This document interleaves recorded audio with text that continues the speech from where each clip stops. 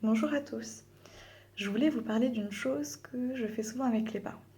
Je les invite régulièrement à imaginer les situations qu'ils me décrivent avec leur enfant euh, avec des adultes. C'est-à-dire on imagine si c'était pas un enfant mais si c'était un adulte qui était là et qui était dans cette situation-là.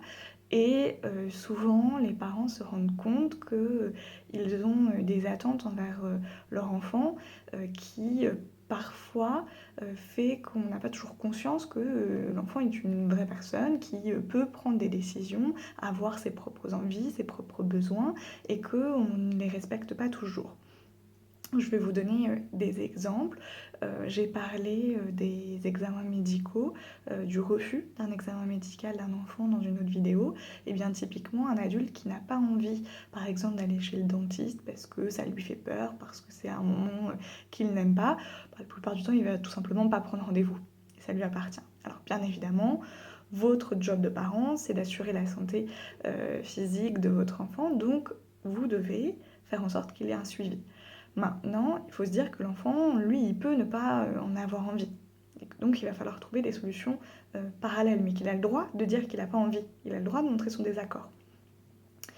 Une autre situation, c'est par exemple lorsqu'un enfant est en souffrance à l'école.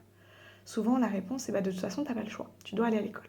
Si on imagine un petit peu dans une situation d'adulte, un adulte qui est en souffrance à son travail, c'est pas quelque chose qu'on imagine comme étant tolérable aujourd'hui. Donc c'est un adulte à qui on va proposer de se mettre en arrêt de travail. C'est un adulte à qui on va proposer de changer de travail. Ou on va essayer de l'amener à imaginer autre chose et pas lui dire tu continues comme ça, de toute façon t'as pas le choix et puis c'est tout.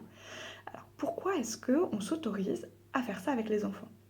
Un enfant aussi a le droit d'avoir besoin d'un temps de pause parce qu'il va pas bien, a le droit de changer d'école parce que finalement là où il est, ça se passe pas bien. Il a le droit à plein de choses dont les adultes ont droit. Et parce que ce sont des enfants, et bien parfois on nie complètement ces aspects-là. On fait comme si c'était pas le cas et comme si parce que c'est un enfant, il doit obéir et respecter ce qu'on lui demande et faire avec, tout simplement. Mais non, les enfants aussi peuvent avoir besoin qu'on fasse autrement et qu'on respecte leurs besoins, leur temporalité pour faire les choses.